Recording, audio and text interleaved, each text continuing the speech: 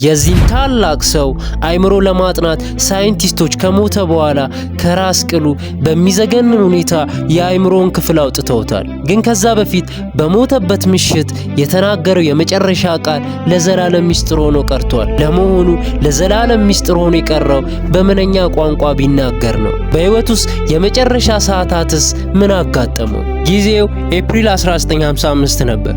የሰው ልጅ የዘመናችንን የፊዚክስ ሕጎች የቀየረው አልበርት አንስታይን ያ ትልቁ ሊቅ ከሰማይ በታች ትልቁ ጥበበኛ ምሁር በሆስፒታል አልጋ ላይ ተኝቷል።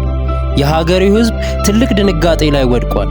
የዓለማችን ትላልቅ ዶክተሮችም እሱን ለማዳን ከየሀገሩ ተሰባስበዋል። ከብዙ ድካምና ልፋት በኋላ ከዶክተሮች መካከል አንዱ ዶክተር እንዲህ ሲል ለአንስታይን ተናገረ። አንስታይን ኮንግራቹሌሽን ዩ ሃቭ ዋን ቻንስ። እንዲህ ሲል ተናገረ። አንስታይን አንድ እድል አለክ፣ እንኳን ደስ ያለህ አለ። ዶክተሩም ቀጠለ። ቀዶ ጥገና ካደረግንልህ ሕይወትህን ማዳን ወይም መታደግ እንችላለን አለው። አንስታይንም በህመም ውስጥ ሆኖ ፈገግ አለና እንዲህ አላቸው፣ ሕይወቴን በሰው ሰራሽ መንገድ ማራዘም ለኔ ትርጉም አልባ ነው። ድርሻዬን ተወጥቻለሁ። አሁን የሚሄድበት ጊዜ ነው። በክብርም እወጣዋለሁ አላቸው። አፕሪል 18 ቀን 1955 ማለዳ ጠዋት ላይ ግን ሁኔታው ተለወጠ። የደም ቧንቧው መፈንዳቱ ሲሰማው ለመጨረሻ ጊዜ ጥቂት አረፍተ ነገሮችን በጀርመንኛ ቋንቋ አክቶመተመ። እዚህ ጋር ነበር የሚያስቅም የሚያሳቅቅም ነገር የተፈጠረው። በሰዓቱ ከጎኑ የነበረችው ነርስ እንግሊዘኛ ብቻ የምትችል አሜሪካዊ ነበረች።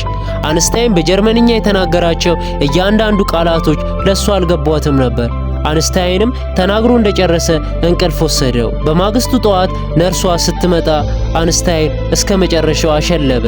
ያ ዓለም በጉጉት ሲጠብቀው የነበረው የአንስታይን የመጨረሻ ንግግር በነርሷ ጆሮና በአንስታይን መቃብር መካከል ለዘላለም ተቀበረ። ሆኖም አንስታይን ከዚህ ዓለም ከመለየቱ በፊት ከተናገረው ውስጥ ትልቁ ንግግሩ የሚከተለው ነበር። እኔ በዕጣ ፈንታ እጅ ወድቄያለሁ፣ በሱም ላይ ምንም ቁጥጥር የለኝም የሚለው ንግግሩ ነበረ።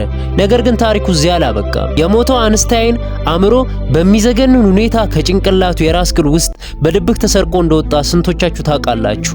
ቀጣዩን ክፍል ፓርት 2ንም ስለሱ የምሰራላችሁ ይሆናል። ከናንተ የሚጠበቀው ይህን ቻናል ሰብስክራይብ በማድረግ ላይክ፣ ሼር፣ ኮሜንት በማድረግ ለብዙ ሰው እንዲደርስ ማድረግ ነው።